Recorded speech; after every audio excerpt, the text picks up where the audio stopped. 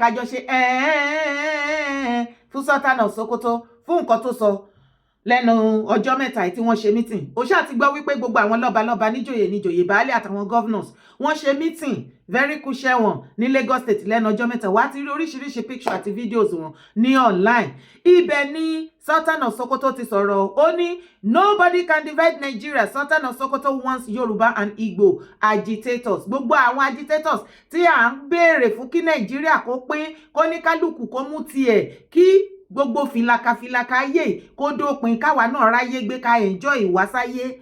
Sultan of Sokoto àti a lot of governors and ọ̀pọ̀lọpọ̀ gbogbo àwọn bàbá wa onírìṣà náà wà ńbẹ̀. Ṣé mọ̀ wípé Sultan àti bàbá onírìṣà àwọn ni wọ́n aṣojú gbogbo lórí ọba ní the whole of Nigeria. Gbogbo wọn ni wọ́n fohùn kò síbẹ̀ wípé one Nigeria is not negotiable. One Nigeria is not negotiable. Ó yá.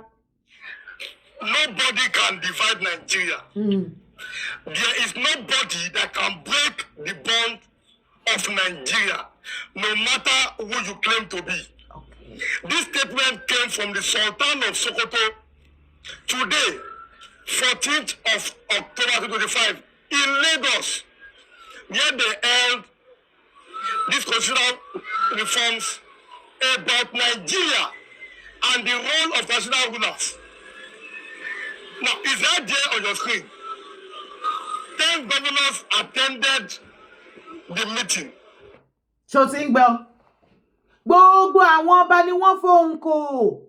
Bàbá wa onírìṣà wà ńbẹ̀, Bàmí Aláàfin Ọ̀wọ̀ Adé wà ńbẹ̀, gbogbo wọn náà wà ńbẹ̀ wípé one Nigeria is not negotiable. Ṣé a mọ̀ wípé ìjọba nísìn wọ́n ti gbé agbára, wọ́n ti fún àwọn traditional rulers wa, wọ́n ti involve wọn nínú government. Ọ̀pọ̀lọpọ̀ yín tẹ́ máa sọ pé ẹ fi wọ́n sílẹ̀, ẹ má dárúkọ ọba, wọn láṣẹ, wọn lọ́rọ̀, wọn lẹ́nu. Ṣé wọn náà ti rí bó ṣe ń lọ? Ṣé òun lè bá?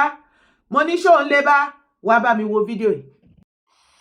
The Alpha, the Omega, the beginning and the end. Yet without beginning, yet without no end. Alewi le ṣe, ale ṣe lewi. Ọ̀gbàgbà tí ń gbani, awímáyẹ̀hùn. Agbanilágbàtàn, alágbádá iná. Aláwọ̀ tẹ́lẹ̀ oòrùn gbòǹgbòdílé Jésè. Ọlọ́gbọ̀gbọ̀rọ̀ kábíyèsí. Father, invitations to other prominent royal fathers and majesties all over the country. So we are gathered here for all corners of this country, north, south, east, and west, to attend the meeting. So on behalf of the co-chair, His Eminence, the Sultan of Sokoto, and Oni, His Imperial Majesty, Oni of Ife, members of DOT of this council, and all the distinguished members of this had a very strong presence of our political leaders with us. And I think it's due to the charisma and the push of the governor of Lagos State. And I believe we should all look across the hall to see the 36 states and FCT represented here with at least 10 or 11 governors from various geopolitical zones. So this is Nigeria. So anybody thinking or hoping or wishing Nigeria to go to the dustbin is just daydreaming. We are working stronger and stronger as a united family, and nothing will break us, nothing will separate us, despite any cries, false cries, outside the country and even within the country. Your Excellency, we thank you for hosting us. Ṣé finish. Ṣé padà rí ayé gbogbo wa lóde. Ìgbà tá ní leader kankan nílẹ̀ Yorùbá tó lè stand fún wa. Ṣebí Sultan of Sokoto tó bọ́ síta tó ní unity Nigeria ò wà negotiable yìí. Ṣé báwọn náà ni wọ́n bọ́ síta àti every other governors àti emir àwọn bẹ̀ tí wọ́n sọ wípé every terrorist and bandit wípé jagunjagun wọn ní north ni wọn ò gbọ́dọ̀ fọwọ́ kàn wọ́n.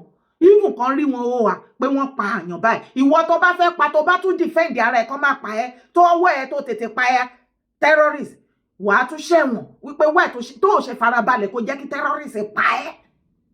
Because Àwọn ni number 1 citizen. They are the first class citizen of Nigeria. The northern terrorists and the bandits are the first class citizen of Nigeria. Yes, cows are the second class citizen of Nigeria. Àwa Ọláwa, àárí nọ́mbà yan. Lẹ́yìn cow ló ṣe kan president ló kan. Vice ló kan. Third, Senate president. Nọ́mbà wo ni wo àtẹ̀mí wá rí yàn bẹ́ẹ̀? Ṣé ráyé wa tẹ́jú mọ́ screen kò wò. Wà á rí wípé gbogbo orí báwọn èèyàn ṣe, orí báwọn terrorists yẹn àwọn bandits yẹn ṣe pọ̀. Peace meeting níjọba Nàìjíríà tí wọ́n hold pẹ̀lú wọn ní Katsina. Sultan of Sokoto, come and see your life outside. Northern leaders and others have never seen anything positive in Nigeria. Have you ever contributed anything positive towards that war, your war Nigeria that's not negotiable? No, the only thing the Northern leaders and others contributed to that one unity of Nigeria that is not negotiable is terrorists. This is their contribution. To be buying Nigerian citizen. This is it now. This is the reason why the Sultan of Sokoto and every northern leaders and others are telling Nigeria and warning Yoruba and Igbo agitators to stop agitating. That one Nigeria is not negotiable because of this terrorists, so that our terrorists are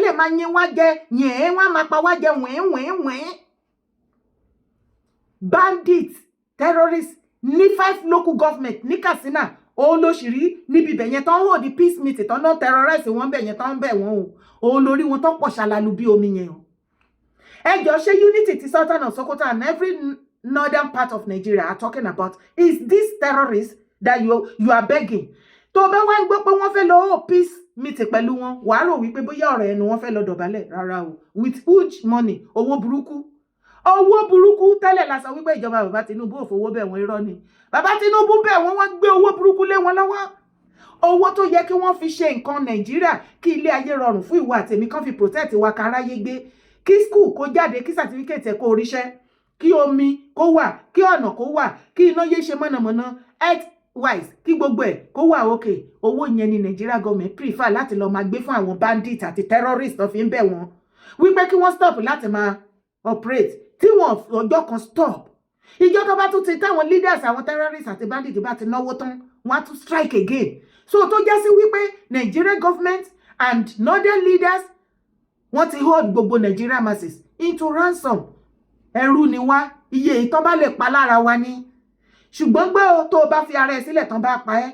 Ṣó ti gbọ́ pé terrorists pààyàn kan àbí bandits pààyàn kan tó rí tí kéèsì wà. Kò sí kéèsì o, ẹni rẹ̀ lọ nìyẹn.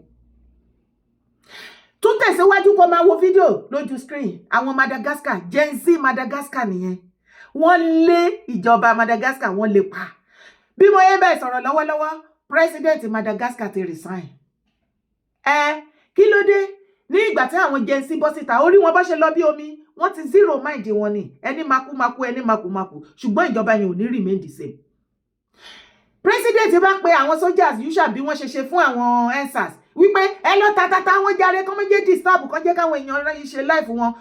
Madagascar kò sómi kò síná kò sóúnjẹ kò sí kankan ti sú wọn àwọn náà kọkú mọ́ làwọn sójà bá lọ bá àwọn Gen Z làwọn sójà bá darapọ̀ mọ́ Gen Z ní gbogbo wọn bá unite náà bá jọkọjú ìjà sí ìjọba bí mo yẹ bẹ́ẹ̀ sọ̀rọ̀ lọ́wọ́lọ́wọ́ president Madagascar ti resign.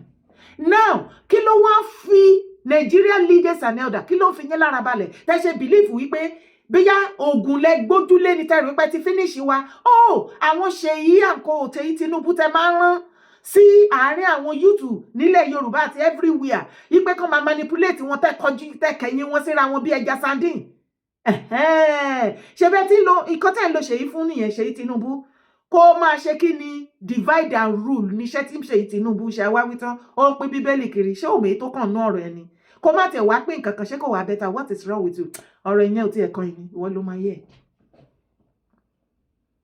Ẹ bá mi bèrè ibo ni unity wà nínú gbogbo nǹkan tó ń wò nínú Sultan of Sokoto should come and tell us with a full chest where is the unity with this video that you are watching. Tí wọ́n ń bẹ terrorists wọ́n fi owó burúkú wọ́n fi ń bẹ terrorists kó yé pa wá. Kí ló take Nigeria government láti ṣiṣẹ́ tó yẹ kó ṣe any sane country tó ní leader àwọn tó jẹ́ olórí pípé tí wọ́n ṣí àṣìírí wọ́n á rí terrorist tó ń terrorize àwọn èèyàn kí ló yẹ kán ṣe? They will do the needful. Ṣùgbọ́n Nigeria government kẹ́fí lè mọ̀ wípé it is the same Nigeria leaders, Nigeria government and the northern leaders. Àwọn ni wọ́n ti collaborate together. They have collaborated together láti máa fi wá ṣe sacrifice fún àwọn terrorists. Nígbà tẹ́ kó wọn jọ síbẹ̀, kí ló dé tẹ̀lé arrest wọn kẹ́ ṣe the needful? Ṣe bẹ́ẹ̀ lè ju àdó olóró sódìdí village tẹ́ ti fẹ́ kí àwọn bandits kan lé àwọn èèyàn kẹ́ lè máa wá kùsàmbẹ̀ ní north. Àbí? Ẹni by mistake ni, kí ló dé tàdó olóró ṣe by mistake láàrin wọn? Nigeria government will come out and tell us wọn ò mọ bí tí àwọn terrorists wà. Àwọn rèé o. Ẹjọ́ bàbá Tinubu do the needful. Kéèyàn máa sin irú àwọn ẹni òfò ẹni ègbé báyìí ní north, kẹsàn north di battleground.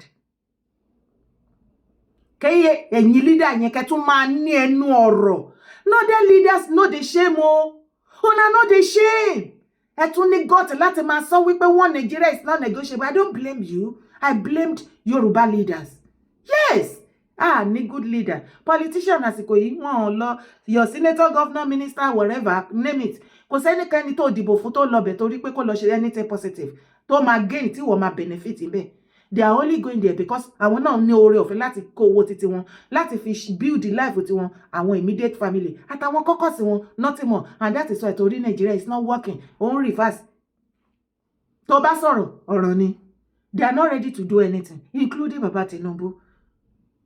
Ibẹ̀ ni kọ́kọ́ là ń lọ ẹ wá wo fídíò yìí. Governor Dapo Abiodun, our president has given us the authority, the power to ask what the governors are doing with our money, with your allocation. Sir, tell us what you are doing with the Ogun State allocation.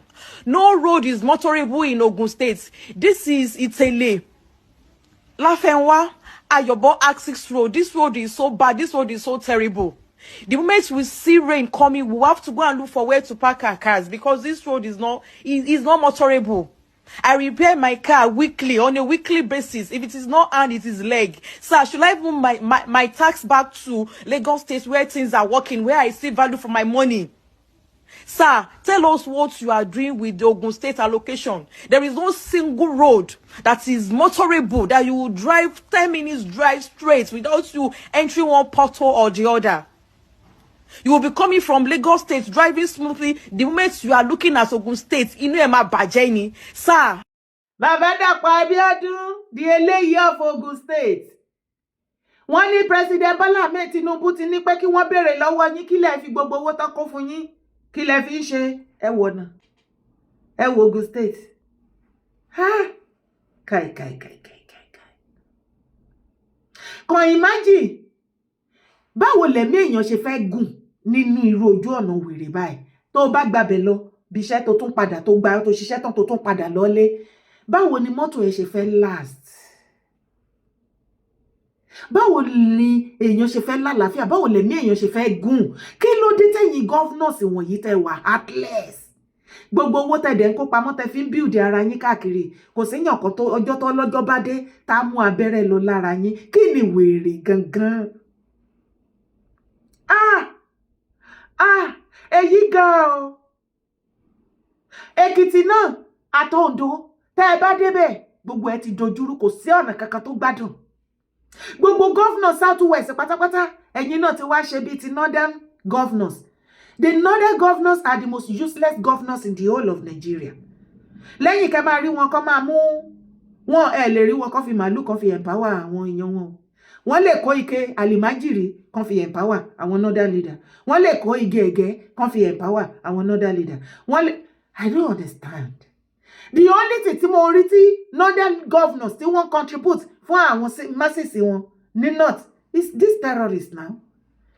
Ó yẹ ìbéèrè kí ni èrè tí wọ́n jẹ́ bẹ̀ àwọn tí wa náà ti emulate wọn èrè wo ni la jẹ lọ́wọ́ wọn sìn èrè wo kò sí nǹkan kan tí mo rí tán ṣe kí ni governor ti ọ̀dọ̀ ó yá jẹ́ ká jọ pàdé níbi comment section kí lorúkọ governor state wo ni wọ́n ti wá Èkìtì lèmi ti wá kí ni èrè tí Èkìtì jẹ lábẹ́ báwo kò sí nǹkan kan rándanrandan ni ránrun ni gbogbo ọ̀nà ti bàjẹ́ kò sí nǹkan kan apariwo títí pé kó empower iṣẹ́ àgbẹ̀ kò rójútu ẹ̀ kò kànyé ibo ni ìwọ ti wá ní the whole of Yorùbá land kí lorúkọ governor yìí iṣẹ́ wo ló ti ṣe, kí lèrè tí àwọn aráàlú ti jẹ́ ń bẹ̀, jẹ́ ká pàdé níbi comment section.